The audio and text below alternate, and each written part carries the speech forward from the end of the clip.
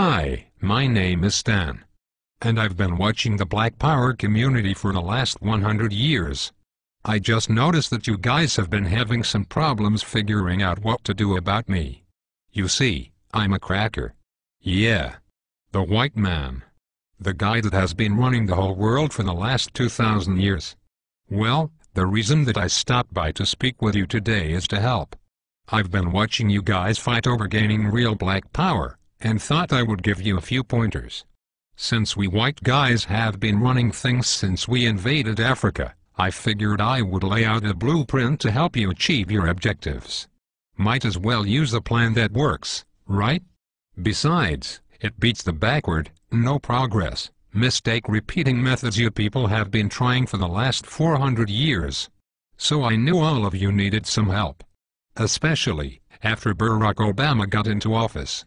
He's a great guy, but a black man in a white man's house ain't really saying much considering all the hell you people have been through. Don't get me wrong. In many ways I know you were happy to get at least one black into office. This is good when you want to run politics, but ruling the world is what we white folks specialize in. Have you ever heard of the Illuminati? Well, that is the kind of coordination you are going to need to begin taking over the world. Okay, let's get started. Today, I am going to give you 3 things that we did to take over the world. You can use these too. And begin to gain real black power. Number 1. The first step to taking over the world is unity. I know you have heard of this before, but black people seem to really struggle with this one. You just don't seem to get it. You would rather fight against each other, instead of your enemies. This is bad business and you will never get true freedom doing things this way. Instead, do what we did to gain power. We divided and conquered entire countries based on their differences, while holding true to our similarities. I am white. There is no changing that. My God-born tendency is to preserve my own. Nothing is racist about that. It is just common sense. You people are the stupid ones, going around trying to love everybody, but yourselves. We kicked your asses here in America for over 400 years, and you still go around talking about Jesus loves everyone. While you've been doing all the praying and jumping around, we have been buying up the world and making laws you have to abide by. No offense, but everyone else has unity but you. I mean, look at the business in your neighborhoods. The people that control it don't even look like you. In fact, everyone who comes to this country sets up a business in the black community. The Koreans, the Indians, the Chinese.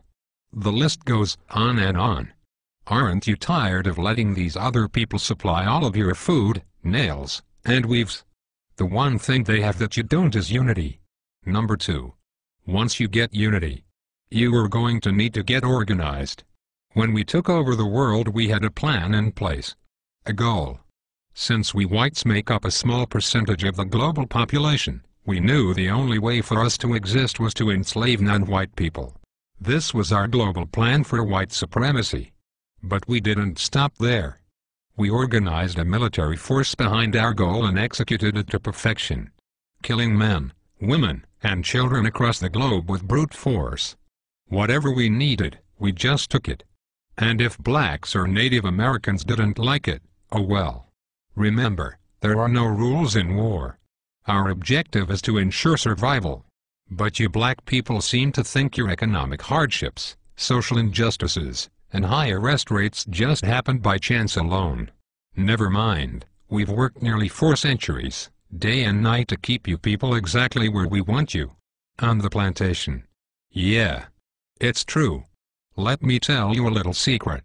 Most white people are not going to tell you this. It's an old family secret we have kept pretty quiet about. And for a good reason.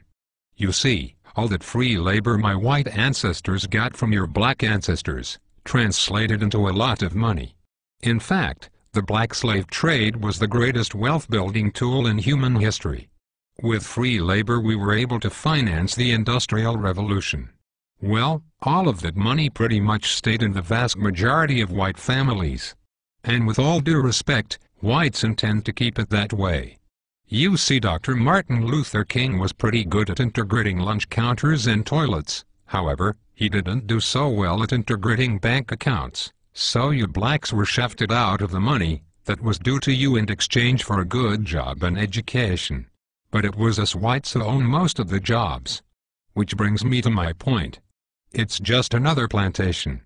I say all of that to say, being organized is more than alignment, it is knowing the traps we have laid out for you, and then moving around them. Everybody knows but you blacks. That education will only keep you enslaved. It will only produce what it has already produced. A bunch of dressed-up plantation workers perfectly content, working and serving under another man's vision. You don't really think we are going to teach you to build a nation for yourselves, do you? If you were really educated, you would be able to solve your own problems. Problems like gang violence, poor economics and underrepresentation. Instead, you will continue to pass the notion of getting a good job down to your children. This will brainwash them to be just like you.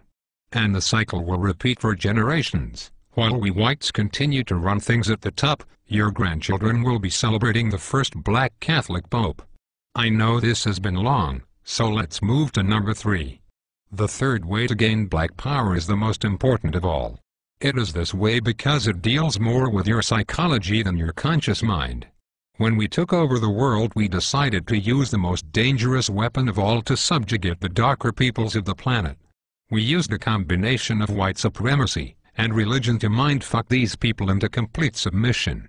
If a robber breaks into your house, rapes your family, kills your mother and father, then tells you that in order to go to heaven, you have to worship as God. If someone did that to me, then said that to be born again, I had to worship as God, I'd kill the bastard right on the spot. But you black people seem to have no problem worshipping the God of your enemies. Even worse is the fact that for all the praying that you have done, it seems like the God of the white man is just as racist as we are.